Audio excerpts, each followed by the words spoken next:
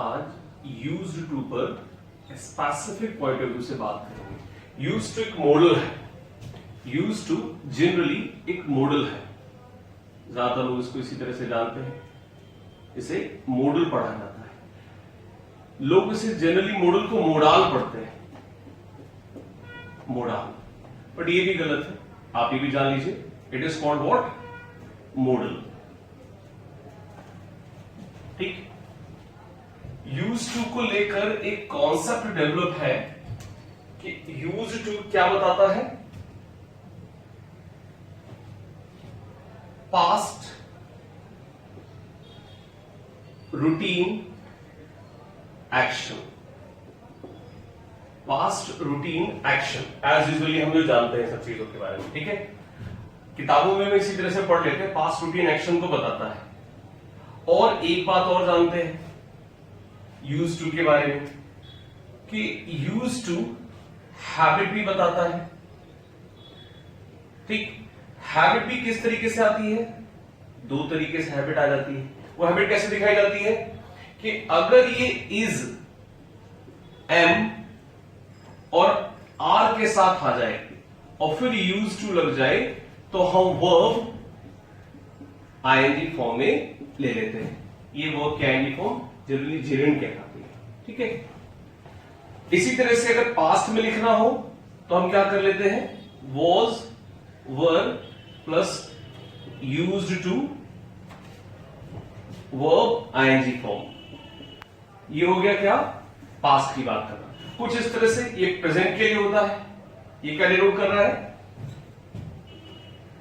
ये डिनोट कर रहा है प्रेजेंट हैबिचुअल एक्शन, और ये डिनोट कर रहा है क्या? Past habitual action. हिंदी में कुछ इस तरह का मतलब निकलेगा, आदि हूं, है, या इस तरह के सेंस। और पास्ट में कुछ इस तरह का अर्थ निकलेगा, आदि था, कुछ ऐसा सेंस लगभग। ठीक है, हिंदी में पूरी तरह से नहीं निकल सकते ऐसा, लेकिन मान के चलते कुछ इस तरह का सेंस निकलता है। यहां पर एक बात ध्यान रखना, हम क्या मान के चलते हैं कि टू के बाद वर्ब का फर्स्ट फॉर्म आता है। हेजिटेंट फॉर्म क्यों आ रहा है? क्यों आ रहा है? क्योंकि ये टू जो है यहां या प्रेपोजिशन का काम कर रहा है। ठीक है, ये टू जो है प्रेपोजिशन का काम कर रहा है, और ये जो यूज्ड है वो एडजेक्टिव का काम कर रहा है। जब ये एडजेक्टिव का काम कर रहा है तो इसके वजह टू आया, टू के बाद हम जो वर्ब ले रहे हैं आईएनजी फॉर्म में, क्योंकि ऐसा कहा जाता है कि प्रेपोजिशन के बाद अगर कोई वर्ब आती है तो हम उसे आईएनजी फॉर्म में रखते हैं। हालांकि प्रेपोजिशन में कुछ ऐसे एक्सेप्शनल केसेस हैं जहां पर हम टू के बाद वो फर्स्ट फॉर्म भी इस्तेमाल कर लेते हैं, लेकिन उसे आगे जाके स्टडी करेंगे। कहने का सिर्फ इतना सा मतलब है कि ये दो कॉन्सेप्ट्स बुक्स में मिलते हैं, ये दो कॉन्सेप्ट्स बुक्स में मिलते हैं कि पास्ट रूटीन एक्शन आता है और एक इस तरह का एक्शन आता है। पास्ट रूटीन एक्शन में भी क्या सीक्वेंस बनती है, स्ट्रक्चर बनता है हमारे पास कि सब्जेक्ट के बाद यूज्ड टू और वर्ब फर्स्ट फॉर्म में कर ले। इसका अर्थ क्या निकल रहा है? इसका अर्थ निकल रहा है हमारे पास क्या? कुछ हिंदी में, ये एक्चुअली इंग्लिश में क्या लिखा जाएगा? ये बनेगा क्या? Past routine action, past routine action. Hindi में कुछ इसका अर्थ इस तरह से निकलेगा, क्या अर्थ निकलेगा? किया करता था, मिला करता था, एटसेट्रा, कुछ ऐसे अर्थ निकलेंगे। ठीक है, ये दो कॉन्सेप्ट्स हैं। ये पास्ट रूटीन एक्शन का कॉन्सेप्ट आ गया जो हमने यहां से यहां पे दिखाया, यहां भी पास्ट रूटीन एक्शन लिखा हुआ है, इसी को डिनोट कर रहा है। ठीक, हमने यहां पर अलग से एक जगह और लिख लिया इसको। यहां पर जो यूज टू है, ये जो यूज टू है यहां पर, ये किसका काम कर रहा है? मॉडल का काम कर रहा है, और मॉडल के बाद वो फर्स्ट फॉर्म में आता है। जनरली ये कॉन्सेप्ट है। अब ये दो कॉन्सेप्ट आपको बुक्स में जनरली मिल जाएंगे, पर इसके अलावा ऐसी बहुत सारी चीजें हैं जो यूज टू पर हम बात नहीं करते, और यूज टू इसके अलावा भी बहुत कुछ और भी होता है, हम उससे आगे की बात करेंगे। सपोज इससे एक सेंटेंस देख लें। एक सेंटेंस हमारे पास subject plus use to plus वो फर्स्ट फॉर्म से बनेगा। एक सेंटेंस हम इस तरह से बनाते हैं, कि हमारे पास एक सेंटेंस बन रहा है, किस तरह का सेंस बन रहा है उसे देखेंगे।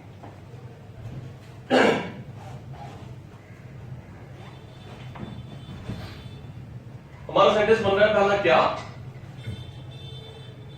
आई यूज टू टॉक अलॉट। इसका हिंदी में अर्थ निकालेंगे तो अर्थ निकलेगा कुछ इस तरह से, मैं ज्यादा बात किया करता था या मैं खूब बात किया करता था। ये करता था, ये पास्ट में होता था, अब नहीं होता है। एक सेंटेंस जो भी हमने पास्ट रूटीन एक्शन में देखा, तो ये पास्ट रूटीन एक्शन को डिनोट कर देगा, पास्ट रूटीन एक्शन। ठीक। अच्छा, दूसरा सेंटेंस एक और बन सकता है, वो सेंटेंस क्या है, I was used to, अब वही आदत वाला फॉर्म, आदि हूं इस तरह का फॉर्म है। I was used to talking a lot। इस पर एरर आती है, क्या एरर आती है कि अगर is am are was verb लग गया यूज टू के साथ तो हमने वर्ब किस फॉर्म में लेनी है, आईएनजी फॉर्म में। यहां पे एरर कैसे देते हैं, इसको हम टॉक कर देते हैं कई बार, या टॉक लिखा होता है, आपको इसको क्या करना पड़ेगा, टॉकिंग है। कोई भी वर्ब यहां आ जाए उसमें आईएनजी फॉर्म लगाना पड़ेगा। और ये क्या बता रहा है, पास्ट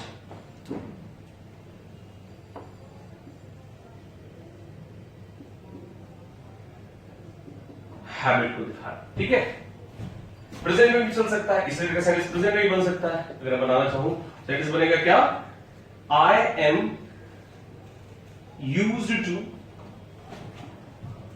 टॉकिंग अ लॉट। और इसका अर्थ बन रहा है क्या, ये क्या बता रहा है, प्रेजेंट हैबिट को। ठीक है, ये बता रहा है। पर इतने के बाद भी यूज टू बहुत कुछ और भी है, और वो चीज समझना बहुत जरूरी है। इसके अलावा भी यूज टू में बहुत कुछ ऐसा है जो हम नहीं पढ़ते। मैं आपके सामने एक सेंटेंस रख रहा हूं, ये चीजें जो हमने पढ़ी है दोनों पॉइंट्स को लेकर, यहीं पर मैं आपके सामने एक सेंटेंस और रख रहा हूं। ये सेंटेंस सारे सही में कोई ऐसी प्रॉब्लम नहीं, सारे ठीक, ग्रामेटिकली ठीक है। हम इससे आगे बढ़ते हैं। ये जनरली आपको बुक्स वगैरह में या सभी जगह पर आपको मिल जाएगा। हम इससे आगे एक और बात शुरू करते हैं। मैं आपके सामने क्वेश्चन रख रहा हूं और आपसे उम्मीद करूंगा कि इसका आंसर आप दें। सेंटेंस ये आपके पास, सेंटेंस ये रहा, this book is used to solve the puzzles of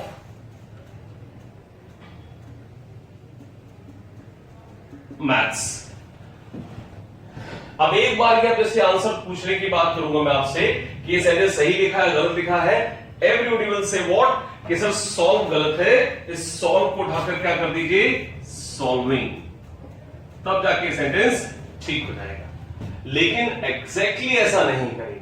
अगर आपने इसको सॉल्व को सॉल्विंग कर दिया तो आपका आंसर हो जाएगा गलत। ये एग्जैक्टली सेंटेंस बिल्कुल ठीक था, इसमें कोई प्रॉब्लम नहीं थी। क्यों प्रॉब्लम नहीं थी, क्योंकि गौर से देखो इस सेंटेंस को, ये सेंटेंस पहली बात तो कोई हैबिचुअल एक्शन नहीं दिखा रहा था।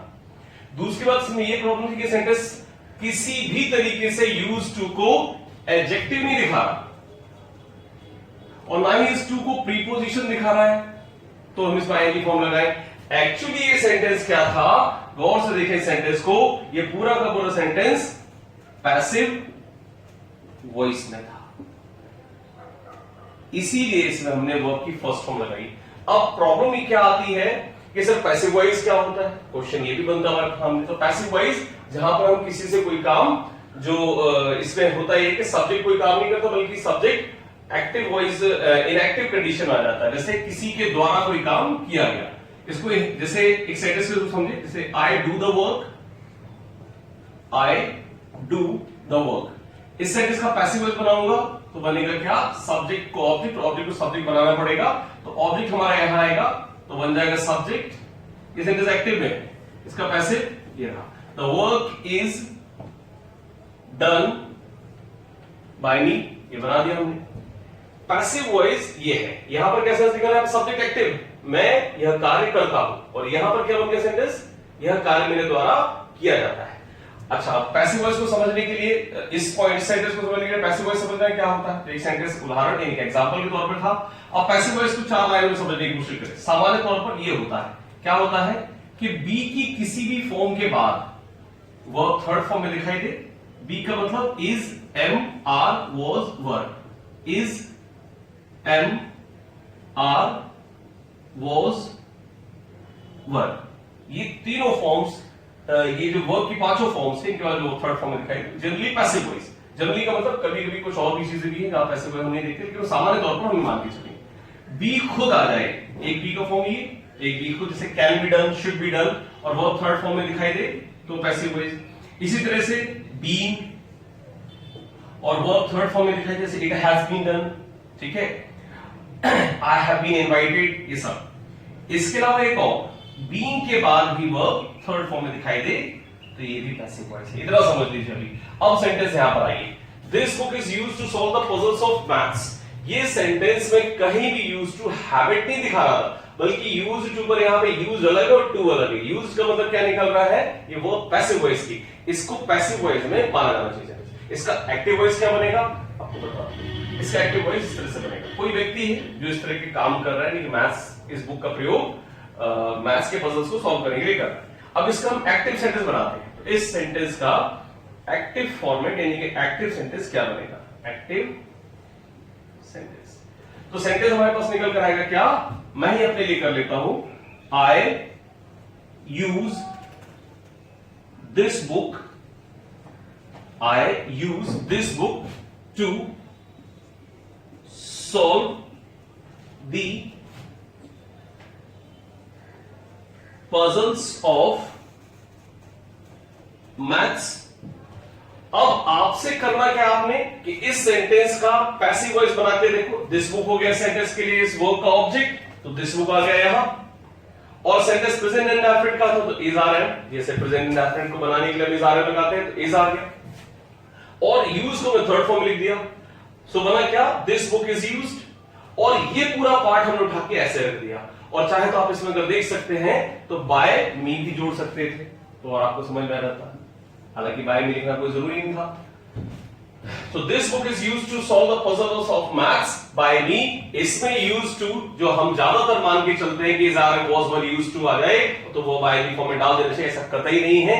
कभी कभी ऐसा सीक्वेंस ही बनता है कि हमें वही used to जो is are was were के साथ लगा है उसके साथ वर्ब की फर्स्ट फॉर्म और ing फॉर्म लिखने की जरूरत नहीं है, बल्कि हमें सिर्फ वर्ब फर्स्ट फॉर्म में रखना है। क्यों? क्योंकि सेंटेंस में used to जो है वो हैबिचुअल एक्शन नहीं दिखा रहा है, कोई हैबिचुअल एक्शन या कोई हैबिट इसमें है ही नहीं यूज टू के लिए, तो क्यों हम इसमें जेरेंट फॉर्म लगाते।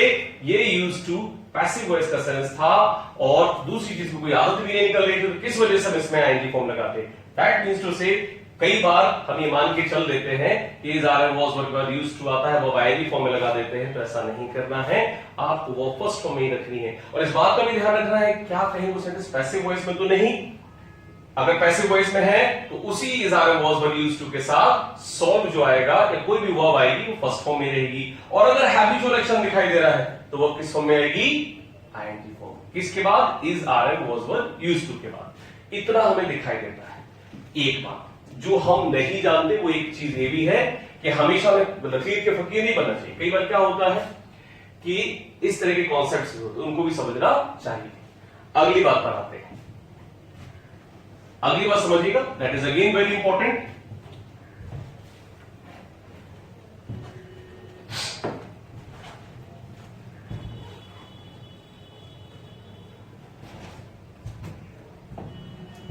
हमने सिर्फ इतना देखा कि is are and was verb के साथ यूज्ड टू और उसके बाद वो आईएनजी फॉर्म में आ जाता है, लेकिन इसके अलावा भी बहुत सारी चीजें और हैं जहां पर भी हमें ध्यान रखना चाहिए कि अगर यूज्ड टू के पहले बी का कोई फॉर्म दिया हुआ है, is am are was verb, is am are was verb, और उसके बाद यूज टू लगा हुआ है, तो यहां और भी कोई कंडीशन, ये पहली बात तो हैबिट दिखाना चाहिए इसमें, ये हैबिट को शो करना चाहिए। तो यहां पर और भी कई सारी चीजें देख लेते हैं। तो बी की ये फॉर्म होगी, इसके अलावा हम बुक्स में जो नहीं देखते तो वो एक और बात। गेट के साथ भी हैबिचुअल एक्शन अगर आएगा तो भी हम इसमें इस बात का ध्यान रखेंगे कि वर्ब किसमें चलेगी, आईएनजी फॉर्म में। अगर यहां पर बिकम आ जाए तो भी हमने वर्ब किस फॉर्म में रखनी है, आईएनजी फॉर्म। किसके बाद, यूज्ड टू के बाद। और इसी तरह से अगर कभी ग्रो आ जाए, ठीक है, और हैबिचुअल एक्शन कोई निकल रहा हो तो भी वो आईएनजी फॉर्म में रखना चाहिए। तो इतना ही नहीं, इसके अलावा गेट भी है, बिकम भी और ग्रो भी है, इन सब के साथ ही वर्ब किसमें चलना चाहिए, आईएनजी फॉर्म में चलना चाहिए। कब, जब ये हैबिट का सेंस दे रहा हो। जैसे कि आई गॉट यूज्ड टू, मैं आदी हो गया, ठीक है, मैं आदी हो गया। I got used to driving fast, इस तरह का सेंस भी ध्यान रखिए, ठीक है। तो इसके अलावा और भी कई सारे कॉन्सेप्ट्स हैं जहां पर हम यूज्ड टू के बाद वर्ब आईएनजी फॉर्म में लेते हैं।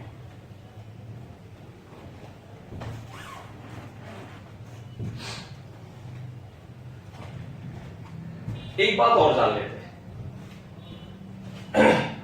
सेंटेंस मेरे पास ये रहा, आई यूज टू प्ले चेस, ठीक। अब आपसे कहा गया सेंटेंस को ठीक करो, इसमें सेंटेंस में इंप्रूवमेंट दो। ये सेंटेंस हटाएं, ठीक है। पहली बात तो ध्यान रखिए, कभी यूज टू होता ही नहीं है प्रेजेंट टेंस में दिखाने के लिए, यूज टू का यूज नहीं होता। क्यों नहीं होता, उसको आगे देखेंगे। अब आपके सामने पहला कॉन्सेप्ट आया, आई यूज्ड टू। दूसरा ऑप्शन आया, आई एम यूज्ड टू। तीसरा ऑप्शन आपके पास आया क्या, आई। और चौथा ऑप्शन आपके पास है नो इंप्रूवमेंट। अब इस चीज को देखना, जनरली स्टूडेंट्स के दिमाग में पहले क्या चलेगा, यूज टू तो गलत होता है, ये तो सही नहीं है, तो हम क्या करते हैं, आई यूज टू बिल्कुल कर देते हैं, आपका आंसर सही हो जाएगा। बट उसने तुमसे इंप्रूवमेंट मांगा, कोई एरर नहीं मांगी ठीक करने के लिए, हम इसको लगा के ठीक कर लेंगे। बट यहां पर इंप्रूवमेंट मांगा है, यूज टू से सेंटेंस ठीक हो सकता था पर वो राइट आंसर नहीं होता। गौर से देखिए इस सेंटेंस में क्या कहना चाह रहा है, इस सेंटेंस में वो ये कहना चाह रहा है, मैं चेस खेला करता हूं। आई यूज टू में खेला करता था, यहां पर यूज टू है तो खेला करता हूं, ये कहना चाह रहा है। तो सेंटेंस प्रेजेंट के एक्शन को नहीं, प्रेजेंट हैबिचुअल एक्शन को दिखाने की कोशिश कर रहा है, प्रेजेंट रूटीन एक्शन को दिखाने की कोशिश कर रहा है। प्रेजेंट रूटीन एक्शन में यूज टू इस्तेमाल हो नहीं सकता, तो आप यूज्ड टू कर दोगे, लेकिन इससे समस्या क्या होगी, सेंटेंस चला गया पास्ट रूटीन एक्शन की तरफ, तो ये भी आंसर सबसे पहले आपका देखेंगे तो नहीं होगा। आई एम यूज्ड टू हम किस लिए यूज नहीं कर सकते, क्योंकि आई एम यूज्ड टू के साथ वर्ब है, आईएनजी फॉर्म में चाहिए, तो ये भी आपका कॉन्सेप्ट गलत हो गया। ये यूज्ड टू होता नहीं तो ये भी गलत है।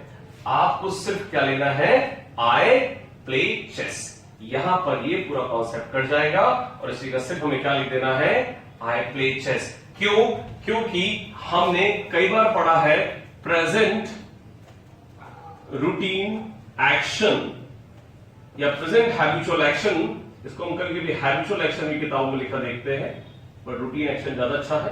प्रेजेंट हैबिचुअल रूटीन एक्शन को हम प्रेजेंट इंडेफिनिट में लिखते हैं, ना कि किसी यूज टू के साथ। प्रेजेंट इंडेफिनिट में लिखा जाता है। प्रेजेंट रूटीन एक्शन किस में आता है, प्रेजेंट इंडेफिनिट टेंस में लिखा जाता है। इसीलिए यूज टू का कभी प्रेजेंट में यूज नहीं होता प्रेजेंट रूटीन एक्शन के लिए, क्योंकि खुद ये काम प्रेजेंट इंडेफिनिट कर रहा है। इसलिए इस बात का ध्यान रखें, कभी यूज टू प्रेजेंट में इस्तेमाल नहीं करना चाहिए। सीधा सीधा हमें क्या लिखना चाहिए, subject plus verb then object, कि मैं ऐसा काम करता हूं। तो ये सारी बात यूज टू से रिलेटेड थी, और भी कई सारी बातें हो सकती है जिनको हम आगे जाके डिस्कशन करेंगे।